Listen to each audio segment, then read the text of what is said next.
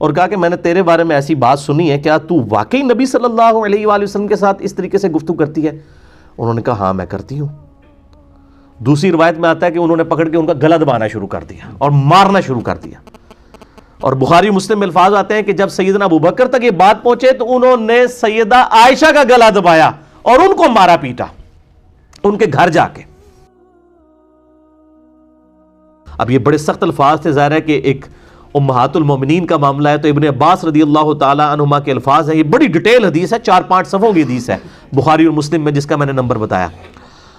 وہ کہتے ہیں کہ میں بڑا جو ہے وہ ریلیکٹنٹ تھا کہ میں سیدنا عمر فاروق رضی اللہ تعالی عنہما جو امیر المومنین تھے, میں ان سے یہ ڈسکس کروں یہ آخر کون سی 2 بیویاں ہیں جن کے بارے میں اتنے سخت الفاظ آئے کہ تمہارے دل ٹیڑے ہو چکے ہیں, رائے راست سے ہٹ چکے ہیں, ایک طرف جھک چکے ہیں. تو میں آپ رضی اللہ تعالیٰ عنہ سے ان بیویوں کے بارے میں پوچھوں. تو وہ کہتے ہیں کہ ایک دفعہ حج کے موقع پر ہم راستے میں سفر میں تھے, تو میں نے سیدنا عمر فاروق رضی اللہ تعالیٰ عنہ علیہ السلام کو وضو کروایا, اور وہ رفع حاجت کے لیے پہلے چلے گئے. ان کے لیے میں پانی لے کر کھڑا ہوا تو انہوں نے استنجا کیا, اس کے بعد وضو کیا, اور میں نے اس وقت ذرا ان کی یعنی ایک فرینڈلی ماحول دیکھتے ہوئے میں نے امیر المومنین سے عرض کی کہ یا امیر المومنین, میرے دل میں بڑے عرصے سے خواہش ہے کہ میں آپ رضی اللہ تعالیٰ عنہ سے نبی صلی اللہ علیہ وآلہ وسلم کی ان 2 بیویوں کے بارے میں پوچھوں کہ وہ کون سی 2 بیویاں ہیں جن کے بارے میں اتنے سخت الفاظ قرآن حکیم کے اندر آئے. سورہ التحریم کی آیت نمبر 4 میں بھی اور سورۃ الاحزاب میں آیت نمبر 28 کے اندر, وہ ہم بعد میں آیات پڑھیں گے تو آپ کو اندازہ ہوگا کہ کتنے سخت الفاظ اللہ تعالیٰ نے جو ہے اس حوالے سے نازل فرمائے. تو سیدنا عمر فاروق رضی اللہ تعالیٰ عنہ نے کوئی اس میں لحاظ کوئی گستاخی نہیں سمجھی, انہوں نے سیدھا کہا کہ عائشہ اور حفصہ رضی اللہ تعالیٰ عنہما, ان میں سے حالانکہ ایک ان کی بیٹی بھی تھی, ایک سیدنا ابوبکر صدیق کی بیٹی سیدہ عائشہ بنت ابی بکر, اور دوسری طرف سیدہ حفصہ بنت عمر رضی اللہ تعالیٰ عنہم اجمعین وعلیہم السلام اجمعین. اور پھر کہتے ہیں میں نے کہا امیر المومنین میں تو بڑا ڈر رہا تھا آپ سے پوچھتے ہوئے, تو انہوں نے کہا کہ دین کا مسئلہ پوچھنے میں کوئی شرم و حیا نہیں کرنی چاہیے, ڈرنے والا کون سا معاملہ تھا, تم مجھ سے پہلے پوچھ لیتے, اس میں شرم و حیا نہیں کرنی چاہیے, دین کا جو معاملہ ہے اس کو ڈسکس کرنا چاہیے. اب ظاہر سیدنا عمر کے زمانے میں تو یہ بیماریاں نہیں تھیں نا جو آج کل ہیں, کہ آپ کوئی قرآن کی آیت حدیث ڈسکس کر لیتے ہیں, کبھی کہتے ہیں وہ نبی کی گستاخی ہوگی, کبھی کہتے ہیں کسی بزرگ کی گستاخی ہوگی, کبھی کہتے ہیں کسی صحابی کی گستاخی ہوگی, کبھی کہتے ہیں نبی صلی اللہ علیہ وآلہ وسلم کی کسی بیوی کی گستاخی ہوگی. اس طرح کی یعنی جو بیماریاں جو آج ہمارے اس معاشرے میں پروان چڑھ چکی ہیں اس زمانے میں تو موجود نہیں تھیں. تو پھر سیدنا عمر فاروق رضی اللہ تعالیٰ عنہ سے انہوں نے عرض کیا کہ مجھے یہ ڈیٹیل واقعہ بتائیں, بخاری و مسلم کی اسی حدیث میں آتا ہے. تو سیدنا عمر نے کہا کہ میں تمہیں سناتا ہوں کہ جب ہم ہجرت کر کے مدینہ شریف آئے تو ہمیں ایک خاص ایکسپیرینس کرنا پڑا. جب تک ہم مکے میں آباد تھے تو ہماری بیویاں ہمارے بڑے کنٹرول میں رہتی تھی, اور اسلام آنے سے پہلے تو عورتوں کو ایز سچ کوئی مقام حاصل نہیں تھا. اس وجہ سے کبھی کسی عورت کی جرت نہیں ہوتی تھی کہ وہ اپنے خاوند کے ساتھ کسی معاملے میں زبان درازی کرے. لیکن جب اسلام آیا اور قرآن حکیم میں عورتوں کے حقوق نازل ہوئے تو ان حقوق نازل ہونے کی وجہ سے ظاہر ہے ایک بندہ ایک اس باؤنڈری کے اندر ہے پھر تو بات ٹھیک ہے, لیکن اسی کی پلی لیتے ہوئے سیدنا عمر کہتے ہیں کہ ہماری عورتیں جو ہے نا وہ ہم پہ شیر ہونا شروع ہو گئی. مطلب یہ ہوتا ہے, یہ نیچرل چیز ہے کہ جب آپ کسی کو اتھارٹی دیتے ہیں, یعنی ماں باپ ہیں وہ اپنے بچوں کی داڑیاں منڈوانے کے لیے مس یوز کرتے ہیں اپنی اس رسپیکٹ کو, اور کہتے ہیں جی دیکھو جی ماں باپ کا تو حکم ہے, اور میں تو حکم دینا وا کہ داڑھی مڈا, تو وہ ماں باپ کے ادب کو مس یوز کیا جا رہا ہوتا ہے.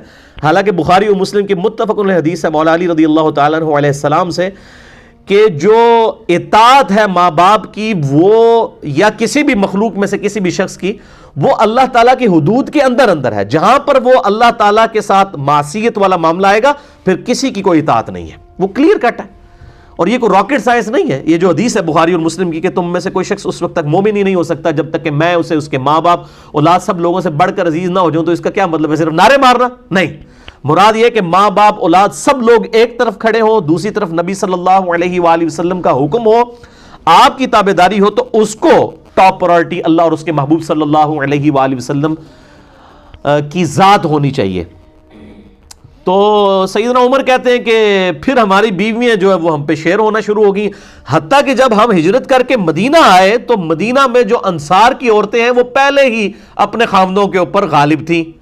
پھر ہماری بیویوں نے بھی جب ان کو دیکھنا شروع کیا تو ان کو ہور، جنہوں کہتے ہیں نا پنجابی، اللہ شیری ہو گئی، اور وہ ہمارے ساتھ یہ معاملہ کرنا شروع ہو گئی. پھر سیدنا عمر کہتے ہیں کہ ایک دن ایسا ہوا کہ میری بیوی نے ایک مسئلے میں میرے ساتھ زبان درازی کی، تو میں نے اسے ڈانٹا کہ تیری کیا جرت ہے کہ تو میرے ساتھ اس لہجے میں بات کر رہی ہے. تو سیدنا عمر کی بیوی نے آگے سے کہا کہ اے عمر، جا کے تم اپنی بیٹی کی خبر لو حفصہ کی، جو رسول اللہ کے ساتھ اس سے بھی زیادہ سخت زبان میں بات کرتی ہے، اور نبی صلی اللہ علیہ وآلہ وسلم پورا دن غضبناک رہتے ہیں اور ناراض رہتے ہیں تمہاری بیٹی سے، جو اس طریقے سے گفتگو کرتی ہے رسول اللہ کے ساتھ صلی اللہ علیہ وآلہ وسلم. اب سیدنا عمر وہ میٹھے میٹھے مسلمان تو نہیں تھے نا، وہ تو بالکل سٹریٹ فارورڈ مسلمان تھے. انہوں نے کہا ایسی تھی تیسی، یہ کیسے ہو سکتا ہے؟ سیدنا عمر فاروق رضی اللہ تعالیٰ عنہ اسی ٹائم گھر سے نکلے اور اپنی بیٹی حفصہ کے پاس گئے اور کہا کہ میں نے تیرے بارے میں ایسی بات سنی ہے، کیا تو واقعی نبی صلی اللہ علیہ وآلہ وسلم کے ساتھ اس طریقے سے گفتگو کرتی ہے؟ انہوں نے کہا ہاں میں کرتی ہوں. دوسری روایت میں آتا ہے کہ انہوں نے پکڑ کے ان کا گلا دبانا شروع کر دیا اور مارنا شروع کر دیا. اور بخاری مسلم میں الفاظ آتے ہیں کہ جب سیدنا ابوبکر تک یہ بات پہنچے تو انہوں نے سیدہ عائشہ کا گلا دبایا اور ان کو مارا پیٹا ان کے گھر جا کے. حالانکہ ایک طرف امہات المومنین والا بھی رشتہ ہے، دوسری طرف بیٹی بھی ہیں، لیکن نبی صلی اللہ علیہ وآلہ وسلم کی حمیت میں سیدنا ابوبکر عمر رضی اللہ تعالی عنہما نے ان سے اوپر کسی کو نہیں جانا، آپ صلی اللہ علیہ وآلہ وسلم کی مبارک ذات سے. پھر سیدہ حفصہ کے ساتھ جب یہ معاملہ ہوا، پھر سیدنا عمر جو ہیں وہ سیدہ عائشہ کے پاس گئے، ان کو بھی جا کے ڈانٹا. سیدہ عائشہ نے کہا کہ جا کے اپنی بیٹی کی خبر لو، تم میرے پاس کس کیپیسٹی میں آئے ہو تم؟ تو پھر سیدہ ام سلمہ کے پاس چلے گئے جو امہات المومنین میں سے سینئر تھیں اور آخر میں فوت ہوئی ہیں 64 ہجری میں، واقعہ کربلا کے بھی 3 سال کے بعد. ام سلمہ کے پاس جب گئے تو سیدنا عمر فاروق رضی اللہ تعالی عنہ کو ام سلمہ نے کہا کہ بھئی تم کس کیپیسٹی میں نبی کی بیویوں کو جا کے گھر میں جا کے سمجھا رہے ہو؟ یہ تمہارا کام بنتا ہے؟ تو سیدنا عمر کہتے ہیں کہ ام سلمہ نے مجھے اتنا ڈانٹا اس معاملے میں کہ نبی صلی اللہ علیہ وسلم کے گھر کے معاملات میں تمہیں دخل دینے کی کیا ضرورت ہے، کہ مجھے اس چیز کا احساس ہوا کہ واقعی میں نے کوئی غلط کام کیا. پھر کہتے ہیں کہ میں اس کے بعد گھر آ گیا. گھر آیا تو کچھ ہی دیر کے بعد میرا ایک دوست میرے پاس آیا، اس نے دروازہ کھٹکھٹایا اور اس نے کہا کہ جی بہت بری خبر لے کے آیا ہوں. تو سیدنا عمر فاروق رضی اللہ تعالیٰ عنہ کہتے ہیں کہ ان دنوں ہمیں جو غسان کا بادشاہ تھا عیسائی، اس کی طرف سے حملے کا ڈر تھا مدینہ شریف پہ، تو میں سمجھا شاید غسانی بادشاہ جو ہے وہ اپنی فوجوں کے ساتھ حملہ آور ہو گیا. تو میں نے کہا کہ کیا وہ غسانی بادشاہ آ گیا؟ انہوں نے کہا نہیں نہیں، نبی صلی اللہ علیہ وآلہ وسلم نے اپنی بیویوں کو طلاق دے دی ہے. تو سیدنا عمر نے کہا ستیہ ناس ہو حفصہ کا، اور اس طریقے سے وہ تو بڑے غصے ہوئے. انہوں نے اتنے سخت لفظ استعمال کیے کہ مجھے تو پہلے ہی ڈر تھا کہ یہ جس طریقے سے نبی صلی اللہ علیہ وآلہ وسلم سے ضرورت سے زیادہ نان و نفقہ ڈیمانڈ کرتی ہیں اور آپ صلی اللہ علیہ وآلہ وسلم کے ساتھ زبان والا معاملہ کرتی ہیں، تو یہ تو بڑا سخت معاملہ ہو جائے گا. تو انہوں نے کہا میں تو مطلب حفصہ ہلاک ہو گئی. سیدنا عمر فاروق رضی اللہ تعالیٰ عنہ وہاں سے نکلے اور سیدہ حفصہ کے پاس پہنچے. وہاں پہ سیدنا ابوبکر صدیق بھی کھڑے ہوئے تھے اور لوگ زارو قطار اس معاملے میں پریشان تھے، رو رہے تھے، اور کہ بھئی نبی صلی اللہ علیہ وسلم اپنی بیویوں سے الگ ہو گئے. آپ صلی اللہ علیہ وسلم اپنے گھر کی جو اوپر والی چھت ہے اس کے اوپر جا کے بیٹھ گئے. اور سیدنا عمر فاروق رضی اللہ تعالیٰ عنہ اسی طرق میں آتا ہے طریق میں صحیح مسلم کے کہ جا کے انہوں نے سیدہ حفصہ کو بھی مارا اور سیدنا ابوبکر صدیق نے جا کے سیدہ عائشہ کو مارا کہ تم نے اس طریقے سے حرکت کیوں کی ہے. اور پھر سیدنا عمر جو ہے اجازت لے کے نبی صلی اللہ علیہ وسلم کی خدمت میں حاضر ہوئے، سیڑھیاں چڑھ کے اوپر گئے اور انہوں نے جو گھر کا نقشہ کھینچا ہے، یقین کریں انسان کی آنکھوں میں آنسو آ جاتے ہیں. گھر میں کوئی بھی چیز نہیں سوائے ایک چمڑے کا تکیہ جس کے اندر کھجور کے جو ہے وہ پتے بھرے ہوئے ہیں، اور آپ صلی اللہ علیہ وسلم نے ایک تہمت پہنی ہوئی ہے، اوپر بھی کوئی چادر نہیں ہے، نہ کوئی قمیض ہے، اور ایک کھجور کی چھال کے اوپر آپ صلی اللہ علیہ وسلم لیٹے ہوئے ہیں. آپ کے جسم مبارک کے اوپر بھی جو ہے وہ اس کھجور کی چھال کے نشان ہیں. اور سیدنا عمر نے دیکھ کے رونا شروع کر دیا اور کہا یا رسول اللہ صلی اللہ علیہ وسلم، یہ دنیا کے بادشاہ جو ہیں کیسر و کسرا جو ہے وہ اتنے بڑے مزے لوٹ رہے ہیں اور آپ اللہ کے نبی ہو کے اس حالت میں. تو سیدنا عمر سے آپ صلی اللہ علیہ وسلم نے فرمایا کہ عمر لگتا ہے کہ دنیا کی حقیقت تم پہ ابھی تک نہیں کھلی. کیا تم اس بات پر راضی نہیں ہو کہ کیسر و کسرا دنیا کے مزے لوٹیں اور ہم آخرت کی سعادت. بس یہ آخری حصہ ہی ہماری حدیث کی کتابوں میں لکھا جاتا ہے. یہ پوری حدیث اس طرح ہے بخاری اور مسلم کی. بہرحال پھر انہوں نے سیدنا عمر کہتے ہیں کہ نبی صلی اللہ علیہ وآلہ وسلم انتہائی غمناک تھے, تو میں نے کوشش کی کہ میں کوئی ایسی بات کروں کہ آپ کو ہنساؤں. تو پھر کہتے ہیں کہ میں نے آپ صلی اللہ علیہ وآلہ وسلم سے وہ سارا قصہ بیان کیا, اور میں نے کہا یا رسول اللہ دیکھیں جب تک ہم مکے کے اندر تھے ہماری بیویوں کی جرت نہیں ہوتی تھی کہ وہ ہمارے ساتھ زبان درازی کریں. جب ہم مدینے میں آئے ہیں اور یہاں پہ بھی انصار کی عورتوں کو دیکھ کے ہماری بیویاں بھی مطلب وہ اس طریقے سے زبان درازی کرنا شروع ہو گئی ہیں. اور یہ نبی صلی اللہ علیہ وسلم یہ جب باتیں سنی تو آپ صلی اللہ علیہ وسلم ہلکے سے مسکرائے, یعنی ان کی ان باتوں کی وجہ سے کہ بھئی یہ تو ریئلٹی بیان کر رہا ہے, ایسا ہی ہوا ہے. اور پھر اسی طریقے سے پھر انہوں نے بتایا کہ میں نے تو اس طرح کیا حفصہ کے ساتھ, اور پھر میں جو وہ ام سلمہ کے پاس گیا تو ام سلمہ نے مجھے کہا کہ تجھے کیا ضرورت تھی نبی کے گھر میں دخل دینے کی. تو پھر سیدنا عمر کہتے ہیں کہ مجھے بڑی شرمندگی ہوئی. تو اس بات پہ بھی نبی صلی اللہ علیہ وآلہ وسلم بڑے مسکرائے کہ شرمندگی اس بات پہ کہ میں نے اپنی بیٹی کو کیوں مارا ہے جا کے. یعنی نبی صلی اللہ علیہ وسلم اس بات پہ مسکرائے کہ یعنی نبی صلی اللہ علیہ وسلم کی مبارک یعنی عزت کا اس قدر سیدنا عمر کو خیال ہے کہ انہوں نے اپنی بیٹی کو مارا, اور پھر مارنے کے بعد حالانکہ مارنا باپ اپنی بیٹی کو مار رہا تھا لیکن اس کے بعد ان کو اس چیز کا احساس ہوا کہ مجھے یہ کام نہیں کرنا چاہیے تھا. نبی صلی اللہ علیہ وآلہ وسلم نے بعض معاملات کے اندر جو ہے وہ مطلب مسکراہٹ کا اظہار فرمایا اور ساتھ ساتھ اپنا سر مبارک بھی ہلایا. پھر یہ ساری تمہید بنا کے نبی صلی اللہ علیہ وآلہ وسلم سے سیدنا عمر نے پوچھا یا رسول اللہ صلی اللہ علیہ وآلہ وسلم کیا آپ نے اپنی بیویوں کو طلاق دے دی ہے؟ تو آپ صلی اللہ علیہ وآلہ وسلم نے فرمایا کہ میں نے طلاق نہیں دی ہے, میں نے ان سے علیحدگی اختیار کر لی ہے 1 مہینے کے لیے. اور وہ 1 مہینے تک کے لیے پھر آپ صلی اللہ علیہ وآلہ وسلم نے علیحدگی اختیار کی, حتیٰ کہ پھر سورۃ الاحزاب کی یہ آیت نمبر 28 اور 29 نازل ہوئیں.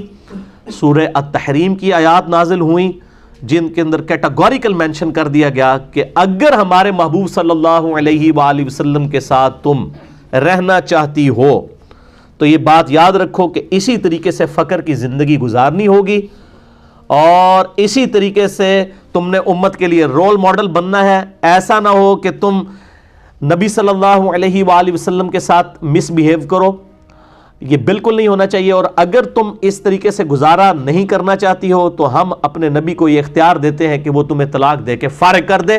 اللہ تعالیٰ اپنے نبی کو تم سے بہتر بیویاں عطا فرمائے گا, تم سے زیادہ عبادت گزار ہوں گی, روزے رکھنے والیاں ہوں گی اور ذکر کرنے والیاں ہوں گی, کنواریاں بھی ہوں گی اور بیوہ بھی ہوں گی. اس طرح کے سارے الفاظ میں انشاءاللہ کراس ریفرنس کے طور پہ آیات سورہ التحریم کی بھی کور کرتا ہوں. اور اس طریقے سے پھر نبی صلی اللہ علیہ وآلہ وسلم 29 دن جب مکمل ہوئے تو آپ صلی اللہ علیہ وآلہ وسلم اپنے گھر کی چھت سے نیچے اترے, اور پھر آپ صلی اللہ علیہ وسلم سیدہ عائشہ کے پاس آئے اور کہا کہ یہ اللہ تعالیٰ نے قرآن میں آیات نازل فرمائی ہے کہ چاہو تو میرے ساتھ رہو, ادروائز میں تمہیں آزاد کرتا ہوں, طلاق دیتا ہوں, تم چلی جاؤ. تو سیدہ عائشہ نے کہا کہ میرے ماں باپ آپ پہ قربان, یہ کیسے ہو سکتا ہے کہ میں آپ کے مقابلے پر دنیا کو اختیار کروں, میں اللہ, اس کا رسول اور آخرت کا گھر چاہتی ہوں. اور پھر آپ صلی اللہ علیہ وآلہ وسلم نے سیدہ حفصہ کے سامنے بھی یہ معاملہ رکھا اور پھر کہا کہ اپنے ماں باپ سے مشورہ کر لو. لیکن انہوں نے کہا ہم نے مشورہ کیا کرنا ہے, ہم اللہ اور اس کا رسول اور آخرت کا گھر چاہتی ہیں. یہی الفاظ قرآن حکیم کے اندر موجود ہیں جو آفر دی گئی تھی.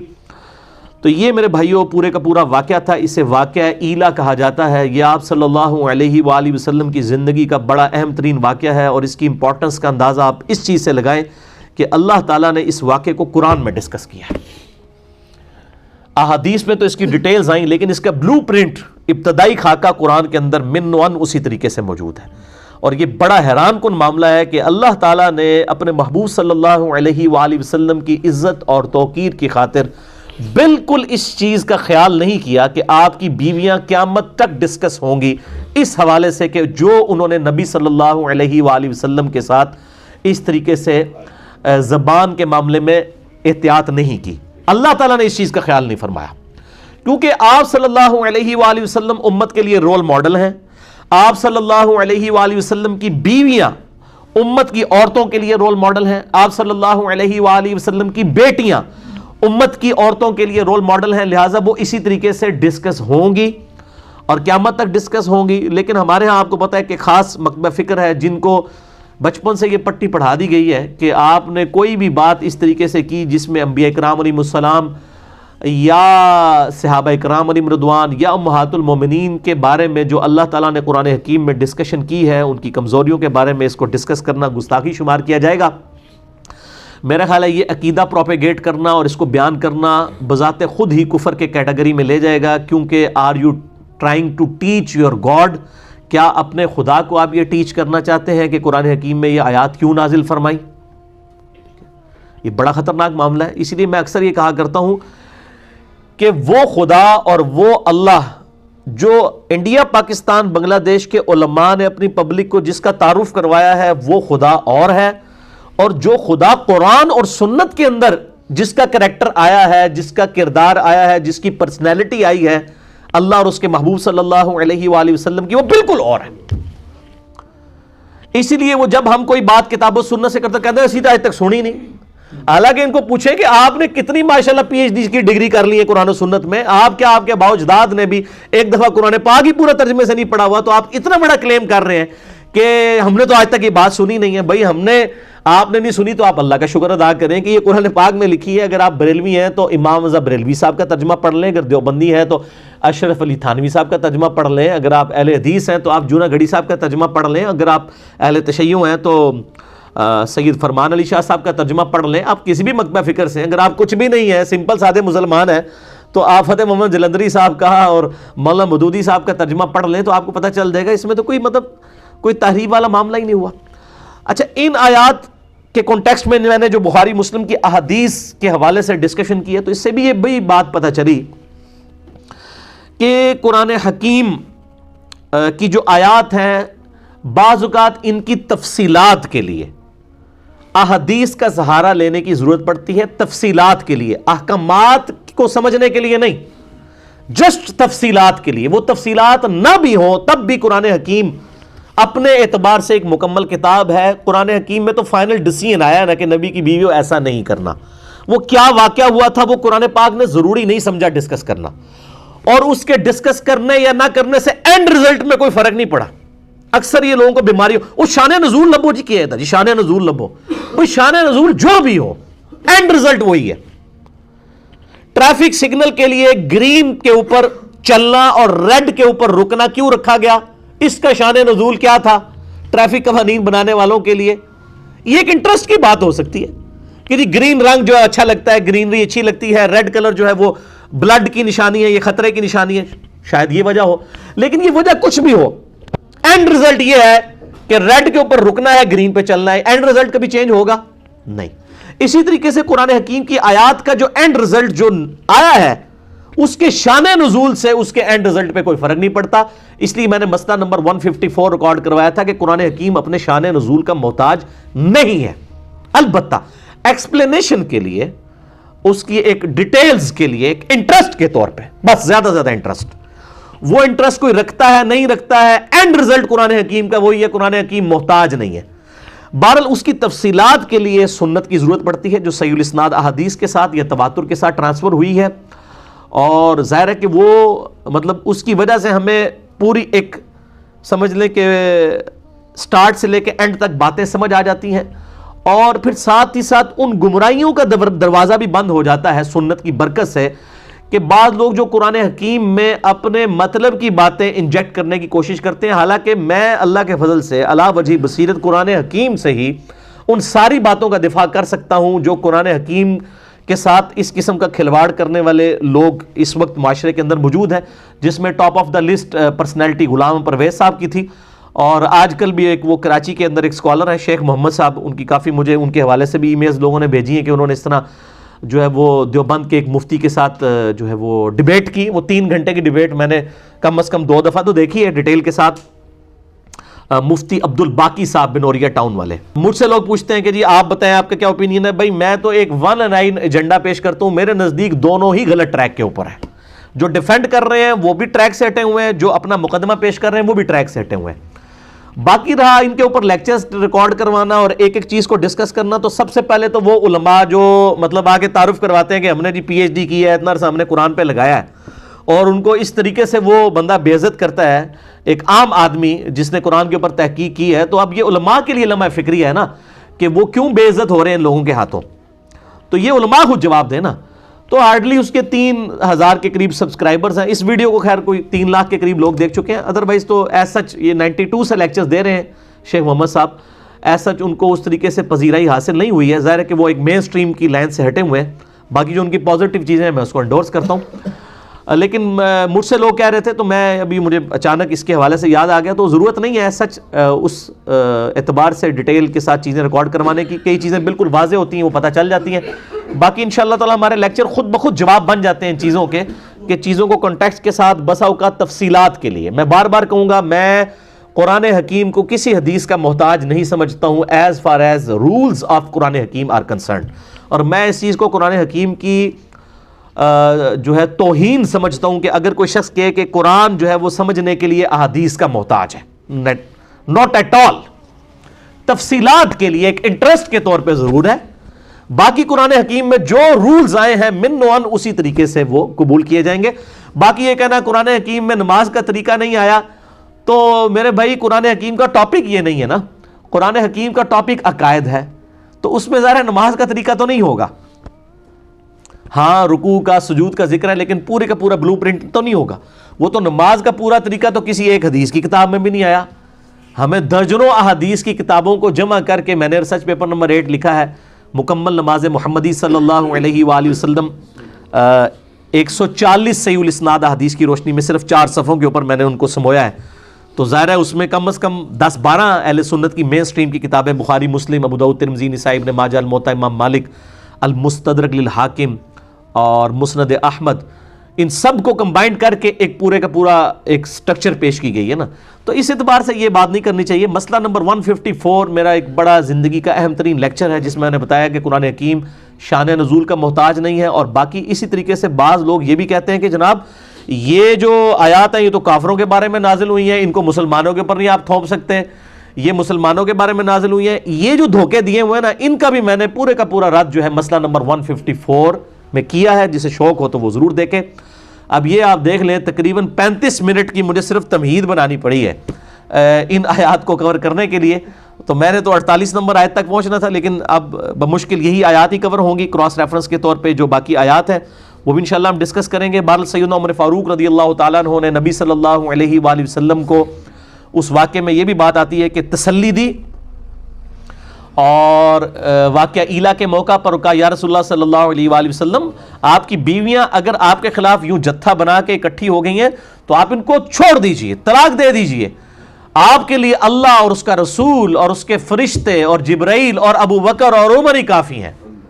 یہ سیدنا عمر کے الفاظ تھے، اور قرآن حکیم میں من و عن اسی طریقے کی آیت بھی نازل ہو گئی سورہ التحریم کے اندر. پہلے وہ آیت پڑھتے ہیں، اس کے بعد ہم سورۃ الاحزاب کی آیت نمبر 28 سے آنورڈ کور کرتے ہیں. سورہ التحریم نکال لیں، پارہ نمبر 28 کی آخری سورت ہے. آپ کا جو بلو والا قرآن حکیم ہے اس میں پیج نمبر ہے 561 آیت نمبر 4. اعوذ باللہ من الشیطان الرجیم، بسم اللہ الرحمن الرحیم. ان تتوبا الی اللہ، اگر تم دونوں نبی صلی اللہ علیہ وآلہ وسلم کی بیویاں، یہ پیچھے کانٹیکسٹ چل رہا ہے سورہ التحریم میں، وہ مسئلہ نمبر 105 آپ جنید جمشید کے دفاع پہ جو میں نے دیا تھا وہ آپ دیکھ لیں. اگر تم دونوں اللہ کی طرف توبہ لاؤ، ان تتوبا الی اللہ فقد صغت قلوبکما، تو بے شک تمہارے دل تو ایک طرف جھک چکے ہیں، ٹیڑے ہو چکے ہیں، تم نبی صلی اللہ علیہ وآلہ وسلم کے معاملے میں ایک خاص راستے سے ہٹ چکی ہو. وَإِن تَظَاهَرَ عَلَيْهِ، اور اگر تم نے نبی صلی اللہ علیہ وآلہ وسلم کی بیویوں نے نبی صلی اللہ علیہ وآلہ وسلم کے خلاف کوئی جتھا بنا لیا، تو یاد رکھو فَإِنَّ اللَّهَ هُوَ مَوْلَاهُ، تو اللہ ہے جو نبی کا مولا ہے، دلی محبوب ہے، پشت پناہ ہے.